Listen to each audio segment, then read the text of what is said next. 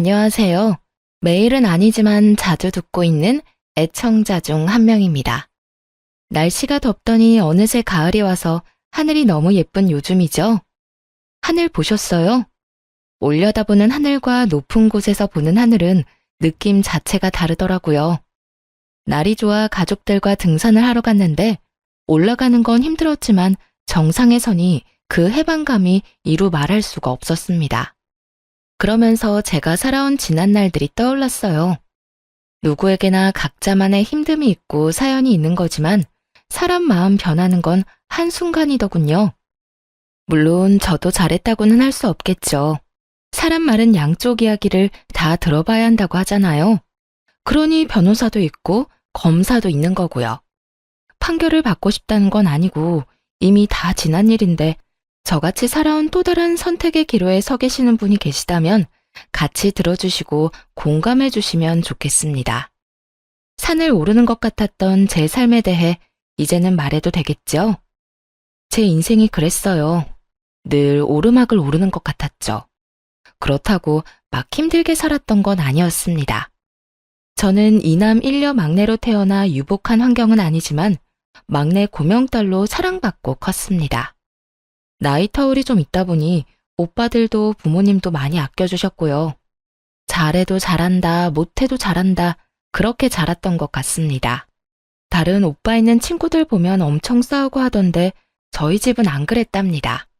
한참 클 나이라 먹고 싶은 것도 하고 싶은 것도 많았을 오빠들은 뭐든 저부터 챙겨줬죠.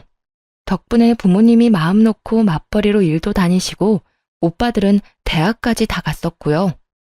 하지만 두 분 벌이로 비싼 등록금을 감당하기엔 벅찼던 것 같아요. 그렇다고 공부 잘하는 오빠들 등록금을 안 내줄 수도 없는 노릇이었죠. 큰오빠는 법대로 진학해서 검사가 되는 목표가 있었고요. 작은 오빠는 아직 꿈은 없었지만 뭐든 열심히 하는 사람이었습니다. 둘 다 공부를 잘하는 건 저희 집에서 당연한 일이었고요. 어느 날 큰오빠가 제대를 해서 복학을 하고 둘째 오빠가 대학교 입학을 앞두고 있던 날이었어요. 엄마의 한숨이 늘어나는 걸 봤습니다. 한숨 쉬다 저랑 눈이 마주치며 웃어주시는데 제가 모를 거라 생각하셨던 것 같습니다. 저도 그땐 이미 고등학교 진학을 어디로 할지 정할 시기라 그만큼 머리가 컸는데도 말이죠. 막내는 나이가 60을 먹어도 막내라는 말이 맞나 봅니다. 아마 그랬던 것 같습니다.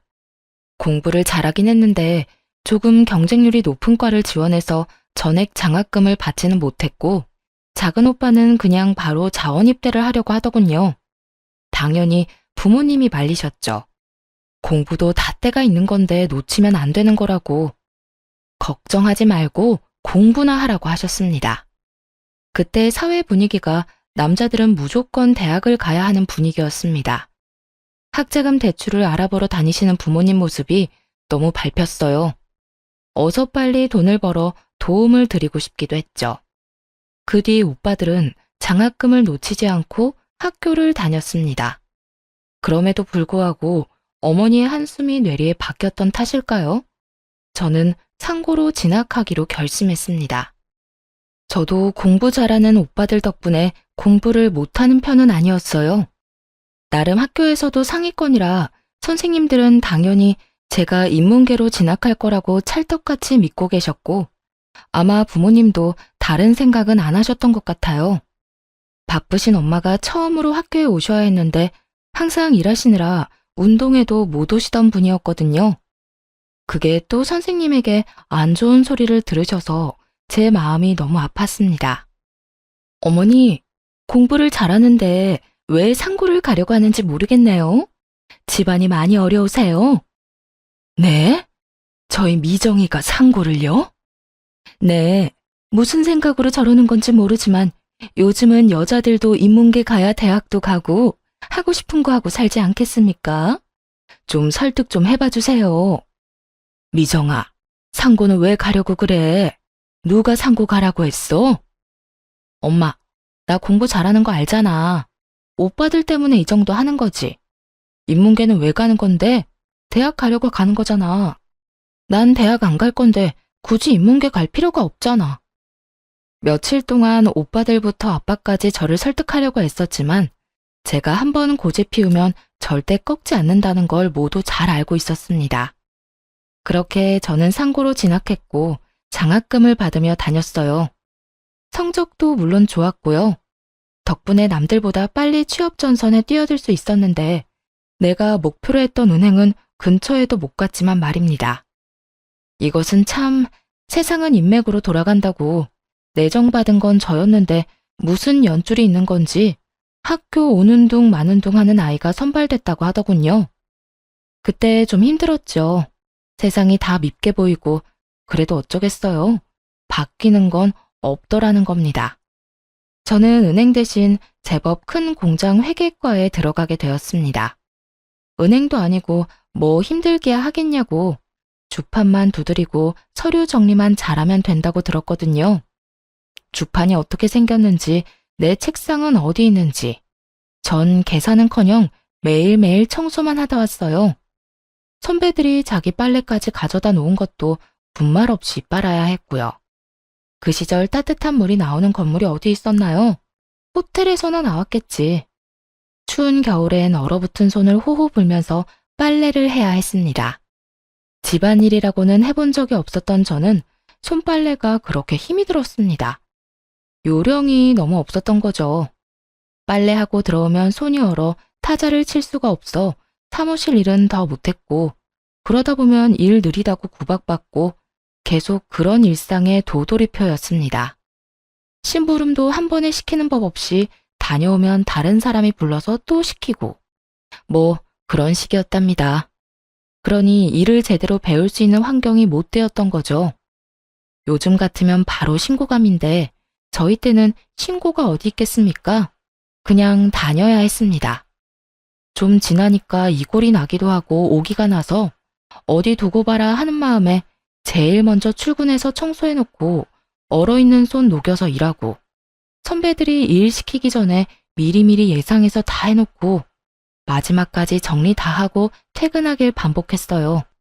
인생의 암흑기를 말하라고 하면 딱 그때라고 말할 수 있을 정도였습니다. 하지만 어둠이 계속되는 법은 없잖아요. 점점 해가 뜨기 시작했습니다. 그러다 보니 서류 업무도 조금씩 저에게 돌아오더라고요.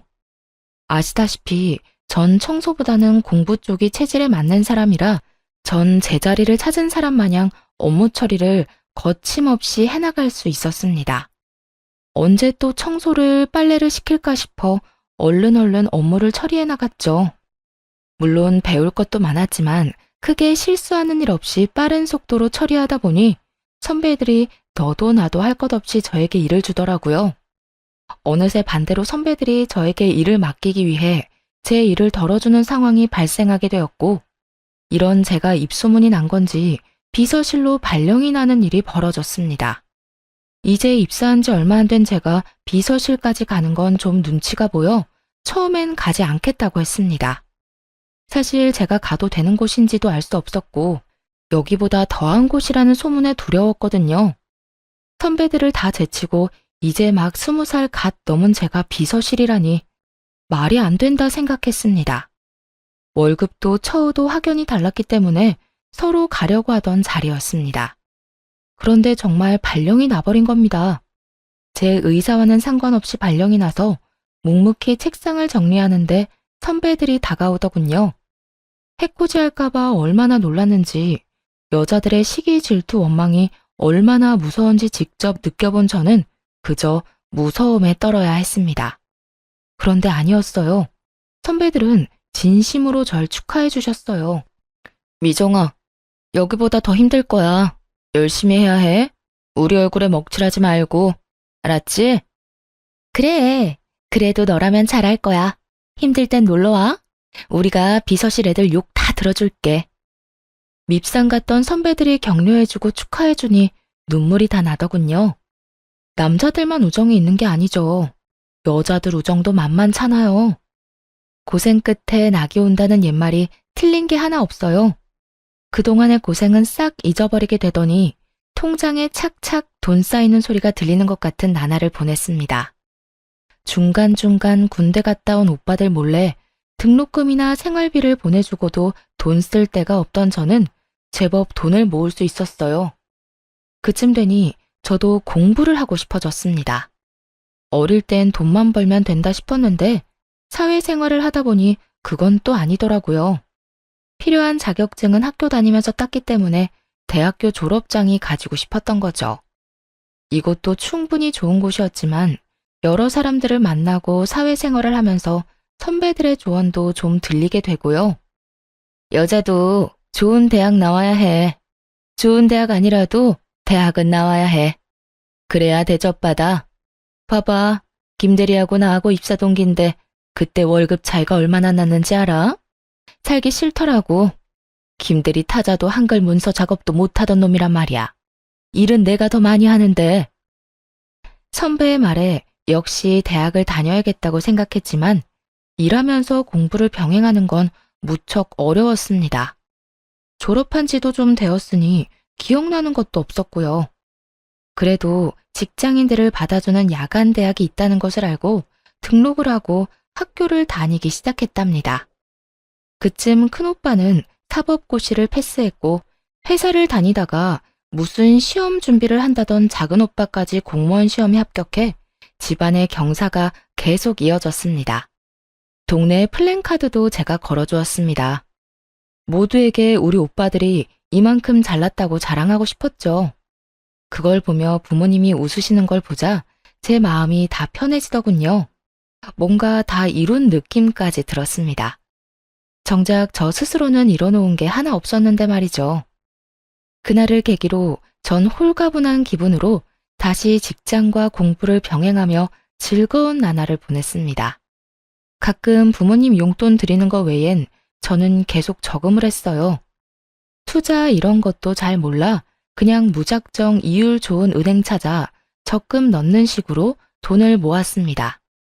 그러다 야간 대학에서 저처럼 뒤늦게 대학 졸업장을 따기 위해 온 남편을 만나 연애라는 걸 하게 되었습니다. 사는 게 바빠 관심 가질 여유가 없어 해본 적 없는 연애를 나이가 제법 차서 하니 모든 게 다 설레고 마냥 좋았죠. 남편도 무슨 사정인 건지 주머니 사정이 좋아 보이지는 않았고 저는 그런 거 신경 쓰지 않았습니다. 야간 대학에서 만났다는 공통점 하나만으로 충분했거든요. 저희는 날이 좋을 때는 공원 데이트, 추울 땐 따뜻한 오뎅 먹어가며 두 손 꼭 잡고 데이트를 즐겼답니다. 그러다 추우면 버스를 탔고요. 지금 생각해보면 무슨 궁상이냐 해도 그때만의 설렘이 있지 않겠어요? 이제는 하라고 해도 못하겠지만요. 그렇게 연애를 제법 오래 하다 주변에서 결혼은 언제 할 거냐는 말을 자주 듣게 되었습니다. 둘 다 그냥 시기가 오면 자연스레 결혼한다고 생각했던 것 같네요. 주변 지인들이 연애는 다른 사람이랑 더 하고 결혼은 나중에 해도 되지 않겠냐고 말리기도 했는데 제가 다른 생각은 잘 못하더라고요. 별 남자 있나 싶고 남편이 지금 저에겐 충분히 좋은 사람이었습니다. 가족들에게 소개를 했던 날 엄마가 조심스레 불러서 물으셨어요. 너무 급하게 정하는 건 아니고? 너 남자 처음 만나서 바로 결혼하는 거 엄마는 좀 별론데 너 선자리도 좀 들어오고 있어. 천천히 연애만 해보는 건 어떠니? 엄마, 내가 이 사람보다 더 좋은 사람을 어디서 만나겠어요? 아니, 네가 어디가 부족해서 그래. 저렇게 짱짱한 오빠가 둘이나 있는데 기죽을 일 없지. 너 회사에서도 능력 인정받고. 그때 엄마도 속물이구나. 약간 실망했어요. 또 오빠들이 잘 나가는 거지 내가 잘 나가는 게 아닌데 그걸 남편과 비교하니 화도 좀 났죠. 당장 제가 시집을 간다고 해도 저희 집 재정 상태가 좋은 건 아니라 해줄 수 있는 것도 없었고요.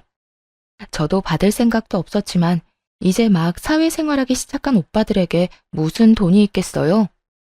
또 오빠 공부 뒷바라지에 부모님이 가진 것도 뻔히 제가 다 아는데 못된 말로 엄마 속을 좀 후벼 파고 남편과의 결혼을 추진했습니다. 엄마, 나 냉장고라도 하나 사줄 수 있어? 없잖아. 그냥 내가 알아서 갈 테니까 반대만 하지 말아줘. 양가 집안의 양해를 구하고 혼수 예물 아무것도 하지 않았습니다. 그래도 너무 빈손인 건 정말 아닌 것 같아 시부모님 옷 한 벌씩은 해드리라고 남편에게 봉투를 주긴 했습니다. 그게 많이 부족하다고 생각하신 건지 시부모님 얼굴이 썩 나를 반기지는 않으셨어요. 살면서 잘해드리면 되지 싶어 저는 크게 신경 쓰지 않기로 했습니다. 형편에 맞게 살아야 한다는 게 제 생각이었고 남편도 이해해주던 부분이었거든요. 제가 모았던 돈에 신랑 돈 보태서 작은 원룸에서 신혼생활을 시작했습니다. 신랑이 제 말에 잘 따라주는 편이었기 때문에 월급의 70%는 적금을 넣었고 혼자 벌다 둘이서 모으기 시작하니 생각보다 돈이 빨리 불어났습니다. 그런데 고지를 코앞에 두고 저희에게 아이가 생겼어요. 너무 예쁘고 사랑스러워 일 같은 건 생각도 나지 않더라고요. 지금을 놓치면 아이 크는 걸 못 볼 것 같다는 생각에 저는 저축을 조금 미루기로 했습니다. 집에서 아이를 돌보는 게 제 일이라 생각했고 그래서 일을 그만둔 거였죠. 저희 부모님도 소소하게 일을 하고 계셨고 시부모님들도 마찬가지셨어요. 아이를 봐줄 사람이 없었기 때문에 차선책이 없기도 했습니다. 아이가 생기니 저의 집에 대한 열망은 더 커졌어요. 아이가 크면 자기 방은 하나 줘야 하지 않겠나 하는 마음에 더 악착같이 아끼며 어떻게 보면 궁상맞게 살았던 것도 같습니다. 저는 옷이 계절별로 2벌이면 좋겠고요. 옷을 언제 사본지 기억나지 않을 정도였죠. 화장품은 처녀 때 쓰던 거 그대로 화장대 위에 있었습니다. 뚜껑 열 필요도 못 느끼겠더군요. 그래도 아이 얼굴엔 로션 발라주고 신랑 옷은 계절별로 사주며 오롯이 제 것만 줄여 나갔습니다. 아이가 클수록 돈이 많이 들기 시작했어요. 기저귀값만 해도 사이즈가 커지니 양은 적은데 비싸지고 분유값도 감당 안 될 지경이었어요. 남편 월급이 얼마길래 그랬냐고요? 그렇게 많이 가져오지는 못했어요. 월급이 적은 대신 칼퇴근에 힘든 일이 별로 없는 곳이었죠. 반 공무원이라고 생각하시면 될 겁니다. 여튼 둘이 벌다 혼자 벌게 되고 입은 셋이 됐는데 저축은 그대로 해야 하고 남편을 조금 못 살게 굴었던 것도 같습니다. 먹는 것도 그냥 반찬 하나에 밥, 국 정도면 먹는 저와 달리 남편은 안 먹어도 한 상 차려 먹는 걸 좋아하는 편이었으니 얼마나 맵기가 불만이었을까요? 한 번씩 친정에서 반찬 좀 주면 잘 차려주지 매일 그런 밥상은 힘들었습니다. 반찬이 생겨도 며칠에 나눠서 먹고는 했으니까요. 당연히 남편도 이해해준다고 생각했어요. 그래도 다른 건 남들 못지않게 신경 써주고 있다고 자부했으니까요. 그런데 어느 날부터 남편이 안 하던 반찬 투정도 하고 짜증을 입에 달기 시작했습니다. 안 그러던 사람이 그래서 외벌이라 힘든 거지 하고 이해하고 넘어갔습니다. 확 변하면 눈치라도 챌 수 있었을 텐데 차츰 변하는 걸 알아채기엔 저도 아이를 키우느라 정신이 너무 없었네요. 그냥 단순히 남편이 밖에서 힘든 만큼 더 아끼고 아이를 잘 키워야지 하는 생각밖에 하지 않았죠. 그러다 드디어 제일 큰 금액이 든 적금 만기일이 다가왔습니다. 저는 미리 집을 보러 다녔어요. 집이라는 게 발품도 팔아야 같은 값이라 해도 더 좋은 집을 구한다고 동네 부동산 사장님이 그러셨거든요. 세대, 여기 슈퍼 건너편 2층 벽돌집 알지? 거기가 지금 금매로 나왔어. 나쁜 일로 나온 게 아니라 이민을 간다고 빨리 처분해달라더라고. 생각 있으면 보러 와. 여러 군데 집을 보러 다니다가 괜찮은 집이 금매로 나왔다는 연락을 받고 보러 갔더니 정말 마음에 딱 드는 그런 집이었습니다. 그 집을 보는 순간 저는 이미 머릿속으로 인테리어도 끝내고 이사날을 언제로 하면 될까 생각 중이었다니까요. 저녁에 남편이 오기만을 기다렸다가 집 이야기를 꺼내자 남편 반응이 좋지 않았습니다. 집? 집을 꼭 지금 사야 해? 지금 부동산 분위기도 안 좋은데 더 기다렸다가 사도 괜찮지 않을까? 그럼 언제 사? 적금 만기됐고 대출 조금만 받으면 살 수 있는데 금매로 나온 거라 금방 나갈 거란 말이야. 이 가격에 그 집 못 산다고. 됐어. 집은 다음에 사. 부부 회의는 결렬되고 말았습니다. 저희는 싸움 아닌 싸움을 했고 남편은 그 길로 나가더니 들어오지 않았고요. 저는 남편은 차차 설득하면 된다고 생각하고 일단 계약금을 걸기 위해 은행을 찾아갔습니다. 그런데 이게 무슨 일인가요?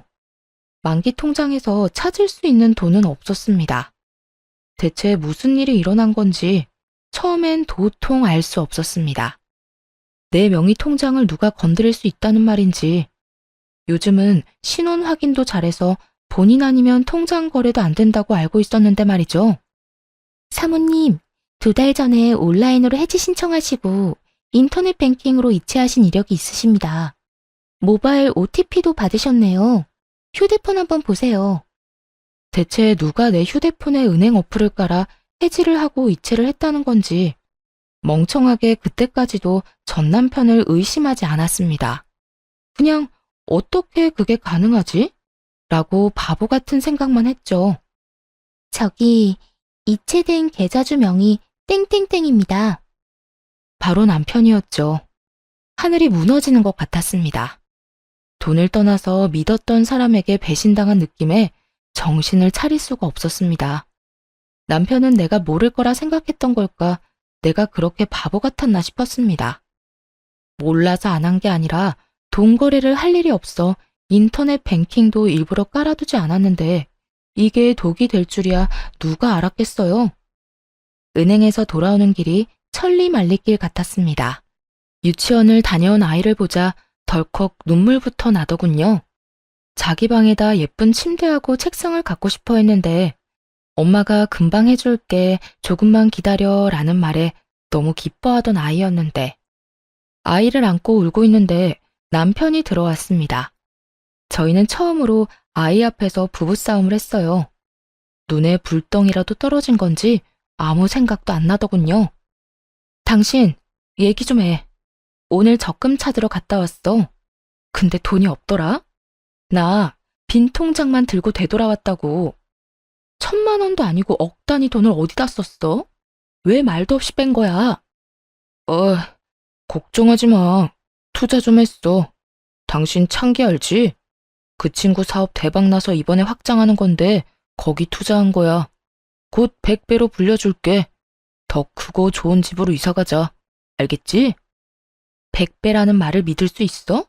그러다 잘못되면 투자 아무나 하는 거 아니야. 아무나? 내가 아무나야? 막말로 그 돈 내 월급도 들어갔잖아. 공동재산인데 내가 쓰면 안 되는 거야? 그 말이 아니고 상의를 먼저 하고 했어야지. 그렇게 마음대로 써버리면 그러다 잘못되면 나한테 뭐라고 하려고 그랬던 건데? 잘못될 일 없어. 창기가 그럴 일 없다고 했어. 확실하다고 했다고. 당신이 집에서 살림만 해서 사회 돌아가는 걸 몰라서 그래. 신재생 에너지가 뭔지는 알아? 모르잖아. 모르면 그냥 가만히 있어. 초조한 나날을 보내다 결국 사단이 나고야 말았습니다. 남편은 공황장애가 온 사람처럼 불안해하며 이상한 증상을 보이더니 회사도 가지 않는 것 같았습니다. 그러다 어느 날 통화를 하더니 욕을 하고는 폰을 집어 던지더군요. 느낌이 왔죠. 아, 잘못됐구나. 100배 넘는 수익이라니요. 그건 다단계였습니다. 처음엔 수익이 통장에 짱짱하게 찍혀 사람 속이기 딱 좋죠. 그걸 보고 창기라는 남편 친구가 속아서 시작을 하고 친구를 찰떡같이 믿은 남편은 제대로 알아보지도 않고 투자를 한 거였죠.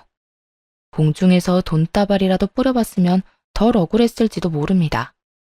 한참 오르막을 오르다 정상에 다 왔다 했더니 더 가파른 길이 나타난 겁니다. 아니, 절벽이 나타난 거죠. 남편은 몇 날 며칠 술만 마셨어요.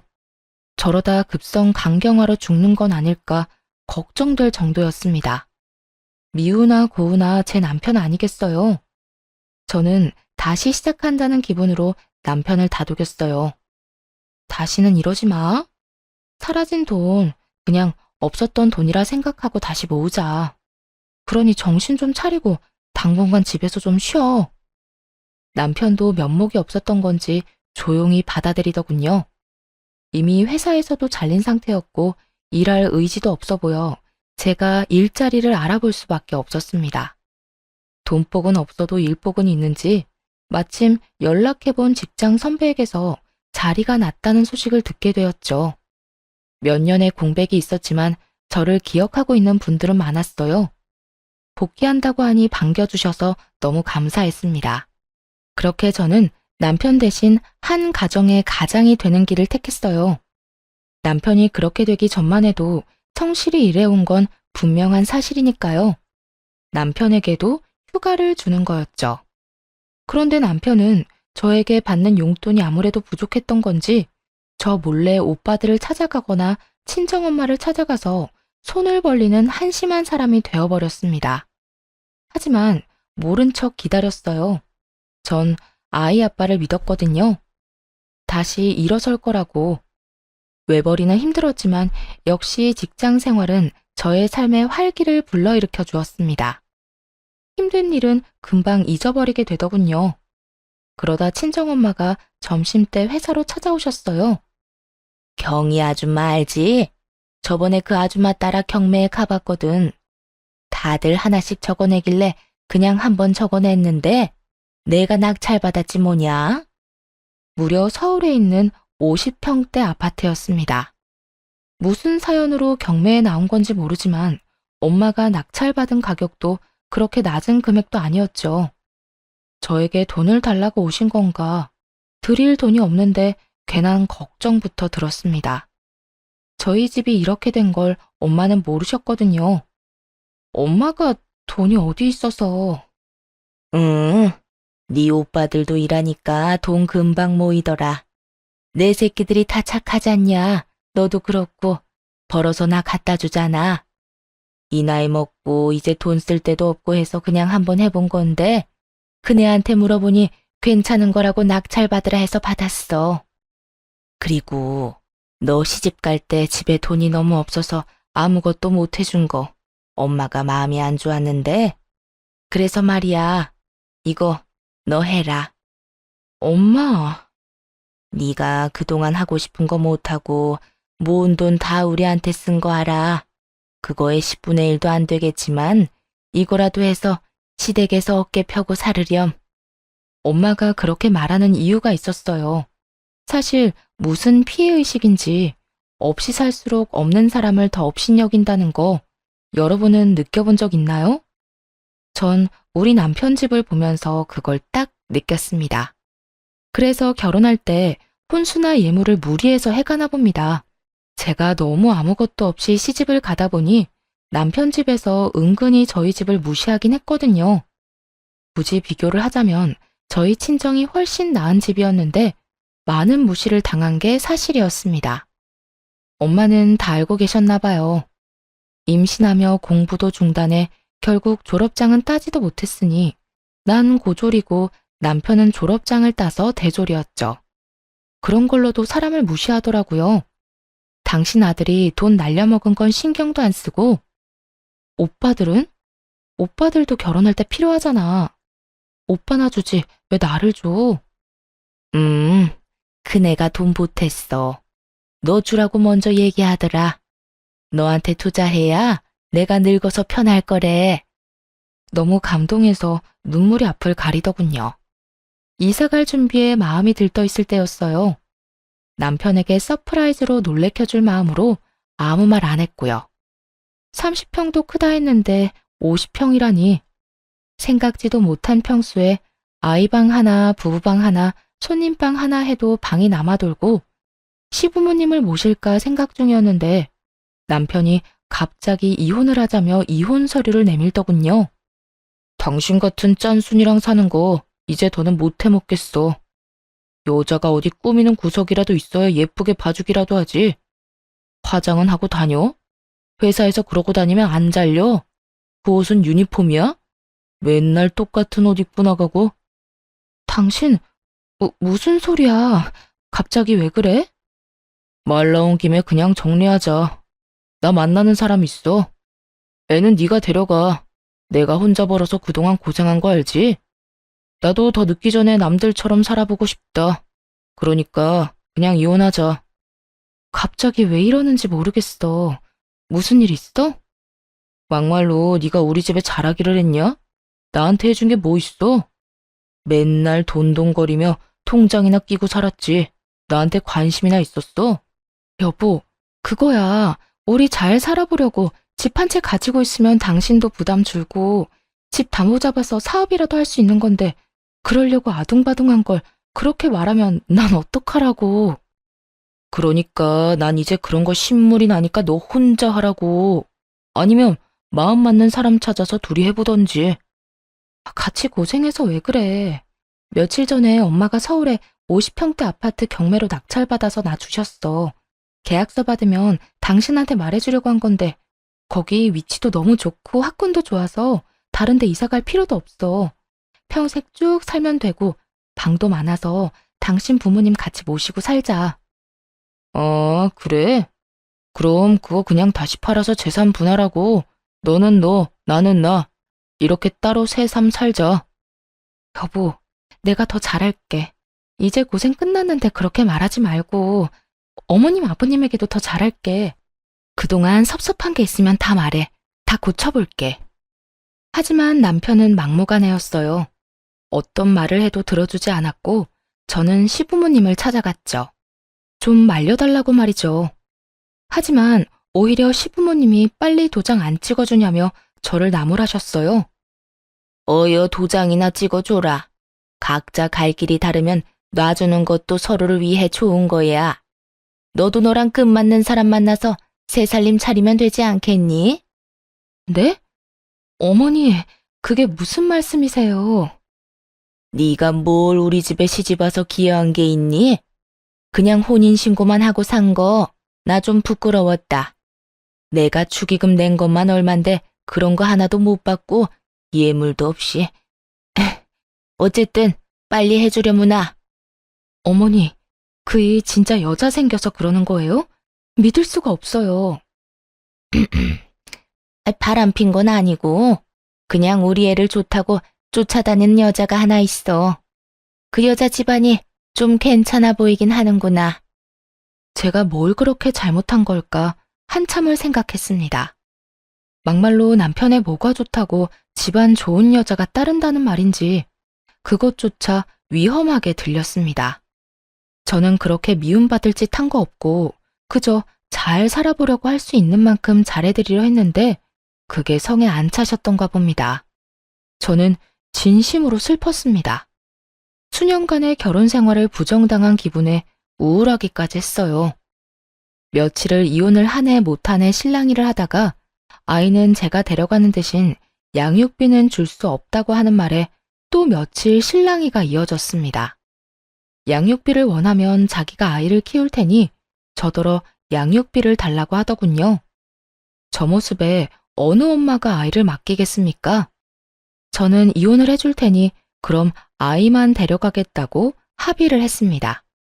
결국 여전히 마음을 추스리지 못하고 끌려가듯 법원에 갔습니다. 저는 큰오빠와 함께 남편은 시어머니와 함께였죠. 힘겹게 서류를 제출하는데 남편이 제가 모르는 서류를 하나 더 제출하더군요. 뭐냐고 물으니 당당하게 재산분할 신청서라고 합니다. 재산이라니, 저희는 재산이라고는 아시다시피 남편이 날려먹었던 적금이 다였는데 말이죠.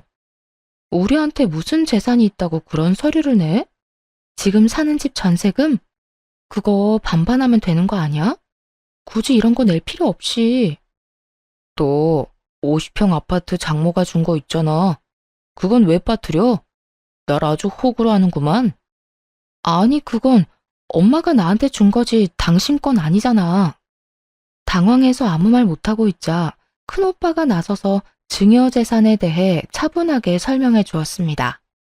자네 그때 내 동생 데려갈 때 뭐라고 했어? 손에 무릎 묻혀도 마음만은 보듬고 살겠다고 했잖아. 이게 뭐야? 그리고 증여재산은 재산 분할에 해당이 안 되는 거 모르나? 모르면 변호사한테 물어보던가. 뭐? 그 아파트가 재산 분할에 해당 안 된다고? 나 그거 믿고 너 만나는 애인이랑 그거 팔아서 새 살림 차리라고 한 건데. 뭐야, 엄마. 엄마가 그냥 이혼하면 된다고 했잖아. 나 그럼 돈 한 푼도 못 받는 거야? 아유, 잘 좀 알아보지. 어떡하면 좋니? 너 가게 하나 해주면 새아가한테 아파트는 우리가 해준다고 했는데. 진짜? 엄마가 책임져요. 난 몰라. 잘못되면 다 엄마 탓이야. 지금껏 보고 살아온 사람이 맞는 건지 완전 다른 사람을 보는 것 같았습니다. 무엇에 홀려도 단단히 홀렸던 게 아닐까 했죠. 저런 사람을 남편이라고 받들고 살다니 제 자신이 한심하기 이루 말할 수 없었죠. 순식간에 콩깍지가 벗겨졌는지 정남이가 뚝 떨어졌습니다. 이혼 서류 제출만으로는 이혼이 바로 되지는 않더군요. 이혼되기까지는 꽤 긴 시간이 필요했습니다. 조정기간 이런 것도 필요했고요. 먼저 이혼을 요구한 남편은 아파트가 재산 분할이 안 된다고 하자 말을 바꿨습니다. 하지만 제가 이제 같이 살 마음이 없어진 지 오래였고요. 제가 끝까지 이혼하겠다 하니 갑자기 그럼 아이는 자기가 키우겠다 하더군요. 언제는 나보고 데려가라고 하더니 웃음밖에 안 나왔습니다. 결국 큰오빠의 도움으로 양육권도 제가 받아오고 양육비도 매달 50만 원씩 보내주는 걸로 이혼은 정리가 되었습니다. 엄마가 낙찰받아줬던 아파트는 딸과 둘이 살기엔 넓었기에 친정 부모님과 함께 살기로 했습니다. 저는 덕분에 멈췄던 공부도 다시 시작했고요. 다 엄마가 잘 봐주셔서 가능한 일이었습니다. 참 감사한 일이죠. 그 뒤로 전 남편은 어떻게 됐냐고요? 말도 마세요.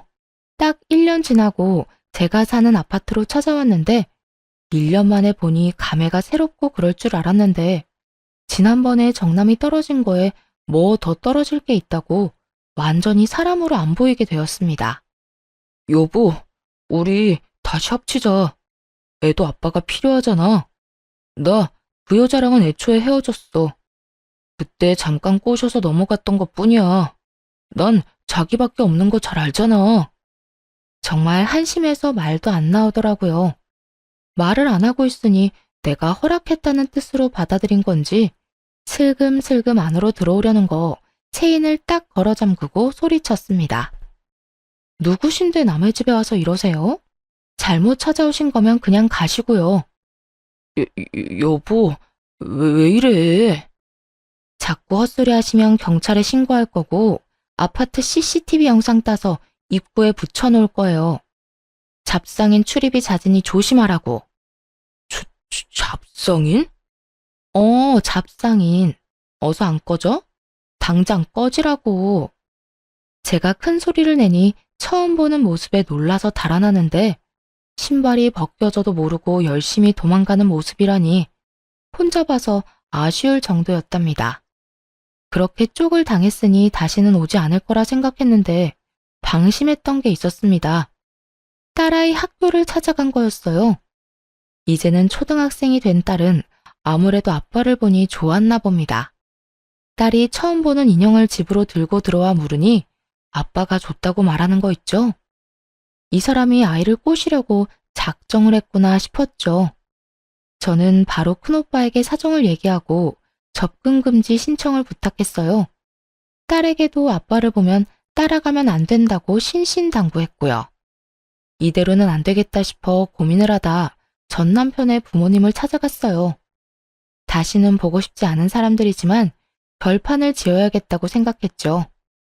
전 시부모는 작은 테이블 몇 개 놓고 동네 치킨집을 하고 있었는데 제가 간 날 딱 봐도 고등학생으로 보이는 아이들에게 술을 팔고 있었습니다. 핸드폰 동영상 줌 기능을 활용해 증거 영상을 깔끔하게 찍어 전 시모에게 내밀었죠. 이 친구들 학생인 거 알고 술 파시는 거죠? 이거 제가 시청에 넣으면 영업정지 당하는 건 아실 테니까 긴 말 안 할게요. 딸아이 근처에 얼씬도 하지 말라고 해주세요. 아니면 사람 심어서 계속 사진 찍어서 신고할 테니까. 아니야. 저 청년들 학교 안 다녀. 학교 안 다니면 미성년자 아닌 줄 아세요? 좀 알고 장사하세요. 저처럼 몰라서 뒤통수 맞지 마시고요. 설마 그럴 리가? 아니야. 민증 검사는 하셨나요? 안 하셨죠? 정상 참작도 안 되겠네요.